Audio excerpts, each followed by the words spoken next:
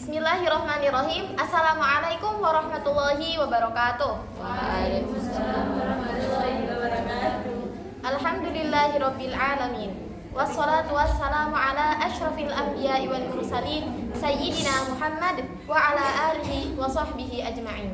Allahumma faqihna fid din wa 'allimna ta'wil. Selamat sore teman-teman semuanya. Selamat sore. Kembali lagi bersama saya Asyik Amelia Robbani dalam program BESTI, Belajar Islam dengan Teliti. Masih membahas kitab Safinatun Najah nih ya. Jadi setelah kemarin kita membahas mengenai syarat-syarat dan rukun-rukun sholat, maka sekarang kita akan melanjutkan membahas 4 pasal seputar sholat, yaitu yang pertama tingkatan niat, yang kedua syarat-syarat takbiratul ihram, yang ketiga syarat-syarat membaca surah Al-Fatihah, dan yang keempat tasydid-tasydidnya surah Al-Fatihah. Langsung saja, Bismillahirrahmanirrahim. Qala al-musannifu rahimahullahu ta'ala wa nafa'ana bihi wa bi'ulumihi fid dharaini amin. Faslun ay hadza faslun. An-niyatu, adapun niat itu salatu darajatin, 3 tingkatan. Ingkanat jikalau ada apa sholatu, sholat itu fardu, wajaba maka wajib apa qasdul fi'li, menyengaja perbuatan, wat ta'yinu dan menentukan, wal fardiyatu dan menyebutkan kefarduan. Wa ingkanat dan jikalau ada apa as-sholatu, sholat itu nafilatan, sholat sunnah, muaqqatatan yang mempunyai waktu tertentu, karotibatin seperti sholat rawatib, audata sababin atau sholat yang memiliki sebab, wajaba maka wajib apa qasdul fi'li, menyengaja perbuatan, wa ta'yinu dan ta'yin. Wa ingkanat dan jikalau ada apa sholat itu nafilatan, sholat sunnah, mutlaqatan yang tidak dibatasi waktunya, wajaba maka wajib apa qasdul fi'li, menyengaja perbuatan faqat saja. Al-fi'lu, adapun qasdul fi'li itu usolli, mengucapkan lafaz usolli. Wa ta'yinu dan adapun ta'yin itu mengucapkan lafaz duhron au asron atau asar. Wal fardiyatu dan adapun fardiyah itu fardun. Jadi pada fase yang pertama ini kita akan mempelajari tentang tingkatan niat. Jadi di dalam sholat niat itu memiliki 3 tingkatan. Nah, sebelum kita belajar mengenai tingkatan-tingkatan niat, maka kita akan mempelajari terlebih dahulu mengenai komponen utama niat. Jadi komponen utama niat di dalam sholat itu ada 3. Yang pertama adalah fardul fi'li, yang kedua adalah ta'yin, dan yang ketiga adalah al-fardiyah. Nah, contohnya ketika ingin sholat duhur, maka kita berniat usolli sholat duhri fardun. Nah, ini adalah niat yang mencakup hanya 3 pokok niat saja. Yang pertama, usolli itu dinamakan dengan qasdul fi'li, atau seseorang itu menyengaja untuk melakukan perbuatan sholat. Jadi lafaz usolli di sini itu mengecualikan dari semua jenis atau semua amalan perbuatan lain. Yang kedua, at-ta'yin. Nah, ta'yin ini terdapat di dalam lafaz sholat duhri. Maksudnya, ta'yin itu menentukan sholat apa yang akan kita lakukan. Jadi ta'yin di sini mengecualikan dari sholat-sholat yang lain. Nah, jadi yang saya kutip dari Darul Ifta Al-Misriyah, tepatnya di dalam fatwanya Dr. Syauqi Ibrahim yang dikeluarkan pada tanggal 3 Januari 2018 menyebutkan bahwasannya ta'yinun niat itu qasdul muslim biqalbihi ada al-ibadati muqtarinan bi fi'liha. Maksudnya ta'yin niat di sini adalah ketika seseorang muslim itu berniat untuk melakukan sebuah ibadah yang disertai dengan melakukan ibadah tersebut. Nah, jadi ketika kita niat sholat duhur, maka di sini dikatakan qasdul muslim biqalbihi ada as-sholati al-musamma bidzuhri, yaitu ketika seorang muslim itu berniat untuk melakukan sebuah ibadah yang dinamakan dengan sholat duhur. Nah, jadi ta'yin di sini fungsinya untuk mengecualikan satu sholat, di dalam sini kasusnya sholat duhur, dari sholat-sholat yang lain. Dan yang terakhir adalah al-fardiyah, yaitu kefarduan. Maksudnya di sini menentukan bahwasannya sholat yang akan kita lakukan itu adalah sholat fardu. Nah, jadi 3 tingkatan niat. Yang pertama, ketika seseorang itu ingin berniat untuk melakukan sholat fardu, maka wajib menyebutkan 3 komponen niat tadi, yaitu qasdul fi'li, ta'yin, dan fardiyah. Yang kedua, ketika seseorang itu berniat untuk melakukan sholat sunnah. Dalam konteks di sini adalah sholat sunnah yang muaqqatan, yaitu yang dia itu waktunya ditentukan, seperti sholat sunnah rawatib atau sholat sunnah yang memiliki sebab, seperti sholat sunnah istisqa, sholat sunnah idul fitri, idul adha, dan lainnya. Maka di dalam sholat sunnah muaqqatah itu wajib untuk menyebutkan dua komponen pokok niat, yaitu qasdul fi'li dan ta'yin. Sedangkan yang ketiga, ketika seseorang itu berniat untuk melakukan sholat sunnah mutlaqah, sholat sunnah yang dia itu tidak dibatasi waktunya atau tidak ditentukan waktunya, maka seseorang itu wajib untuk memenuhi satu komponen niat saja, yaitu qasdul fi'li. Adapun ketika teman-teman itu berniat usolli sholat az-zuhri arba'a raka'atin mustaqbilal qiblati adaan ma'muman fardun lillahi ta'ala. Nah, lafaz-lafaz selain usolli, sholat az-zuhri, dan fardun itu semuanya bukan komponen utama niat. Maka ketika lafaz selain tiga komponen utama tadi itu salah, tidak wajib untuk mengulangi niat dan tidak wajib mengulangi sholatnya. Contohnya, ketika berniat sholat duhur namun menyebutkan salah raka'atin, maka di sini tidak membahayakan niat, begitu juga sholatnya. Namun ketiga pokok komponen niat tadi, yaitu qasdul fi'li, ta'yin, dan fardiyah itu salah disebutkan, maka wajib mengulangi niat. Dan ketika seseorang itu sudah terlanjur sholat, maka wajib untuk mengulangi sholatnya. Fasal selanjutnya, faslun ayyahada faslun syurutu takbiratul ihrami. Adapun syarat-syaratnya takbiratul ihram itu 16. Nah, jadi kemarin kita sudah mengetahui bahwasanya takbiratul ihram adalah pekerjaan yang ketika dilakukan dia mengharamkan sesuatu yang dihalalkan sebelumnya. Nah, jadi di dalam fasal ini takbiratul ihram itu memiliki beberapa syarat. Yang syaratnya itu ada 16 macamnya. Yang pertama, hendaknya terjadi apa takbiratul ihram halatal qiyami, pada waktu berdiri, fil fardhi, di dalam sholat fardu. Jadi syarat yang pertama, takbiratul ihram itu hendaknya dilakukan ketika berdiri di dalam sholat fardu atau gantinya berdiri. Maksudnya ketika seseorang itu tidak mampu untuk melakukan sholat fardu dengan berdiri, contohnya dengan duduk, maka ketika duduk tegap nah disitulah orang ini harus melakukan takbir. Wa antakuna, dan hendaknya ada apa takbir bil arabiyyati, dengan bahasa Arab. Jadi yang kedua, takbiratul ihram itu harus menggunakan bahasa Arab bagi orang yang mampu melafadzkannya dengan bahasa Arab.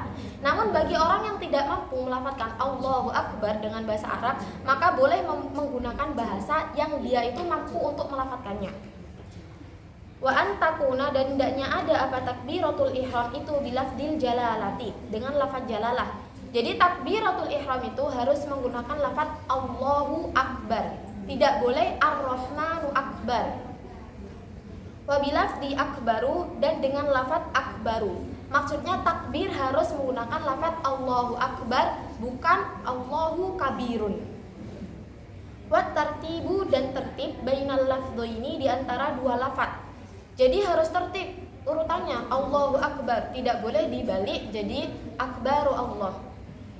Wa alla yamudda, dan hendaknya tidak memanjangkan syapaman hamzatal jalalati pada hamzah jalalah.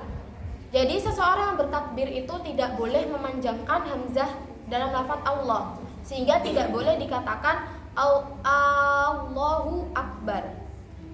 Wa adamu maddi ba'i akbaro, dan tidak boleh memanjangkan ba dalam lafaz akbaro, maka tidak boleh dikatakan Allahu Akbar.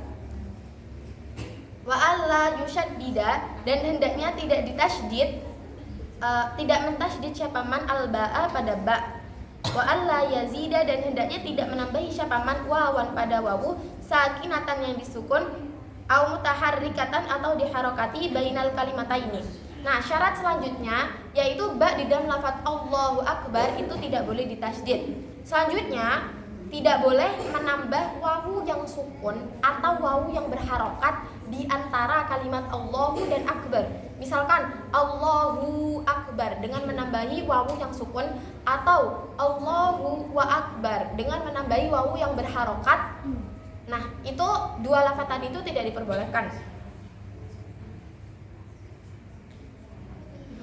Wa alla yazida, dan hendaknya tidak menambahi syapaman wawan pada wawu qoblal jalalati, sebelum lafaz jalalah. Maka tidak boleh dikatakan wallahu akbar. Wa ayyusmi'a, dan hendaknya memperdengarkan syapaman nafsahu pada dirinya sendiri, jami'a hurufiha, pada semua huruf-hurufnya takbiratul ihram. Jadi hendaknya seseorang yang sholat itu melafadzkan Allahu Akbar itu sehingga dirinya sendiri dia itu mendengar semua hurufnya secara tam. Wa dukhulul waqti fil muaqqati, dan masuknya waktu sholat di dalam sholat-sholat yang waktunya itu ditentukan. Nah, contohnya ketika kita ingin melakukan sholat duhur namun bertakbir sebelum adzan duhur berkumandang, maka ini tidak diperbolehkan. Wa iqa'uha, dan melakukannya takbir halatal istiqbali, ketika menghadap kiblat. Nah, jadi melakukan takbiratul ihram itu ketika menghadap kiblat, kecuali bagi orang yang di dalam keadaan takut atau orang yang lagi safar. Wa alla yukhilla, dan hendaklah tidak menyalahi syapaman biharfin, dengan satu huruf min hurufiha, dari huruf-hurufnya takbiratul ihram. Jadi huruf takbiratul ihram yang 8 Allahu Akbar itu tidak boleh salah. Maksudnya hamzah dalam Allahu Akbar tidak boleh jadi Allahu Akbar atau sebagainya. Wa ta'khiru takbiratil ma'mumi, dan mengakhirkan takbirnya makmum an takbiratil imami, dari takbirnya imam. Jadi seorang makmum takbirnya itu harus dilakukan setelah imam takbir, tidak boleh dilakukan sebelum atau mendahului imam takbir. Faslun ayyada faslun syurutul fatihati, adapun syarat-syaratnya surah al-fatihah itu asyaratun 10. At-tartibu, yaitu tertib atau berurutan. Maksudnya membaca surah al-fatihah itu sesuai urut-urutannya surah al-fatihah yang telah termaktub atau tertulis di dalam Al-Quran, tidak boleh diacak. Wal muwalatu, dan terus menerus. Maksudnya ketika kita membaca surah al-fatihah itu tidak boleh berhenti. Wa mura'atu hurufiha, dan menjaga huruf-hurufnya. Maksudnya kita harus melafadzkan huruf-hurufnya surah al-fatihah yang ada 138 itu dengan baik. Wa mura'atu tasydidatiha, dan menjaga tasydid-tasydidnya surah al-fatihah.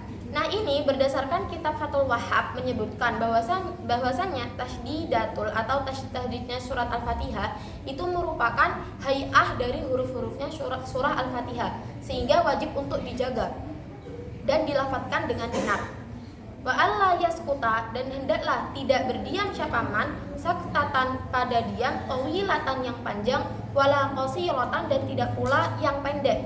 Yaqsidu, yang menyengaja syapaman biha, dengannya sakta, qat'al qiraati, pada memutus qiraah.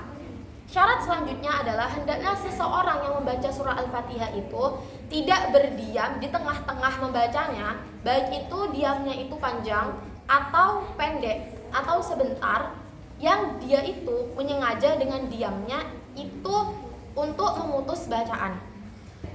Wa qira'atu kulli ayatiha, dan membaca semua ayat-ayatnya surah al-fatihah. Jadi tidak boleh ada yang terskip atau terlewatin, harus lengkap 7 ayat. Wa minha, dan itu dari ayatnya surah al-fatihah itu al-basmalah, tuh lafaz basmalah. Nah, jadi salah satu ayatnya surah al-fatihah itu adalah basmalah, itu yang termaktub di dalam mazhab Syafi'i.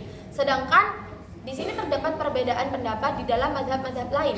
Jika teman-teman tertarik untuk mempelajari perbedaan pendapat mengenai apakah basmalah itu merupakan surah al-fatihah atau bukan, teman-teman bisa lihat di videonya kakak-kakak Mahat Ali di dalam program Visa ya. Kemudian wa'adamul lahni, dan ketiadaan lahan atau kesalahan al-mukhilli, yang menyalahkan bil makna, terhadap makna. Nah, jadi di dalam ketika membaca surah al-fatihah itu hendaknya tidak ada kesalahan yang dapat merubah makna. Nah, kesalahan di sini menurut ulama fikih adalah kesalahan dalam perubahan i'rab dan pergantian huruf. Sedangkan lahan atau kesalahan menurut ulama lughawi, ulama bahasa, dan ulama nahwu adalah perubahan i'rab atau kesalahan dalam i'rab yang menyebabkan perubahan makna. Jadi dalam surah Al-Fatihah alhamdulillahirabbil alamin tidak boleh dibaca alhamda. Begitu juga alhamdulillahi tidak boleh dibaca alhamdulillahu. Karena kesalahan tadi itu dikhawatirkan dapat merubah maknanya surah Al-Fatihah.